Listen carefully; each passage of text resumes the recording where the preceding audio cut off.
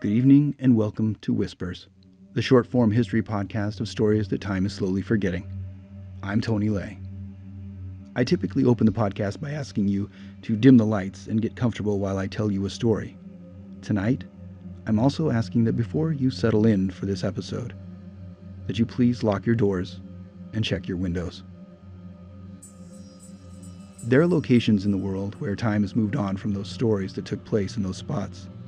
Occasionally, we might be standing in something as innocently innocuous as a small alleyway behind a restaurant, without ever knowing that years, decades, or even a century before we arrived, what took place there.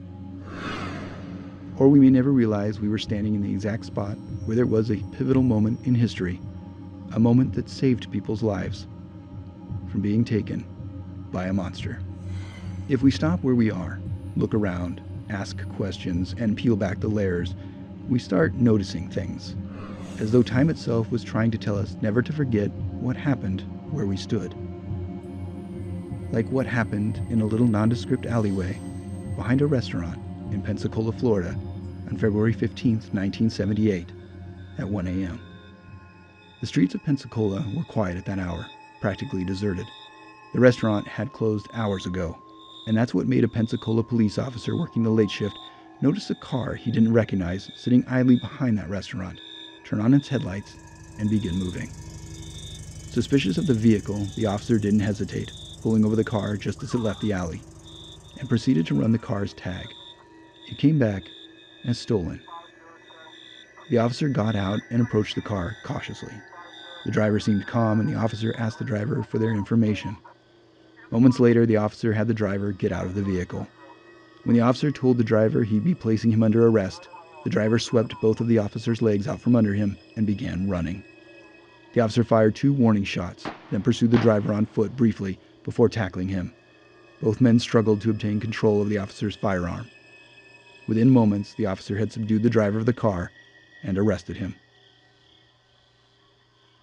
While waiting for backup to arrive, the officer looked the vehicle over, finding a pair of slacks, glasses, a stolen television set, 21 stolen credit cards, and 3 IDs belonging to people other than the driver. The officer had no idea who the man was, but the next day, the world knew who the driver was, and news outlets exploded with the announcement of the driver's arrest and capture. Prior to being arrested that night, and the reason that the driver had been parked in that alleyway, he'd hidden his car so that he could sneak off and peer into the windows of the homes near the restaurant, where people like you and I were sleeping soundly at that hour.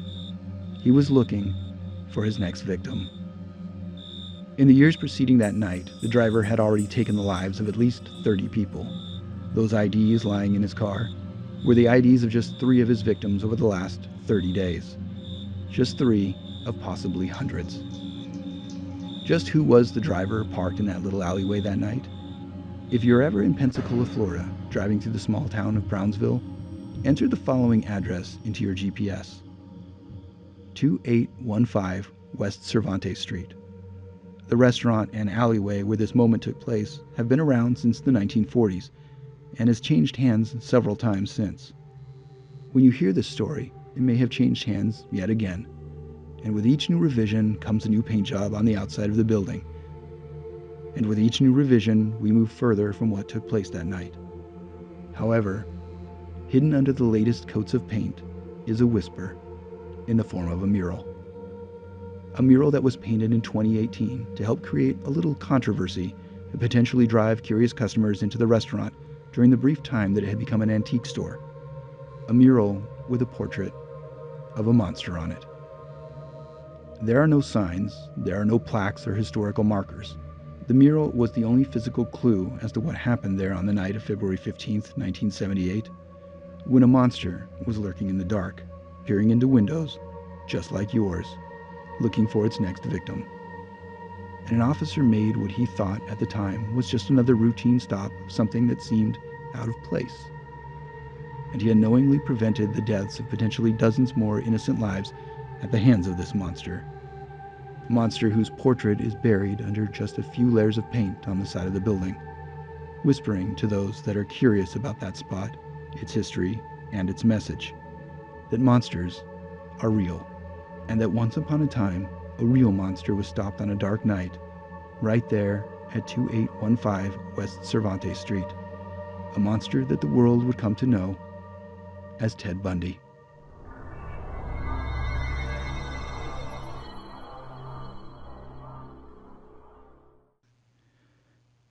You've been listening to Whispers, a short-form history podcast that tells the stories that time is slowly forgetting.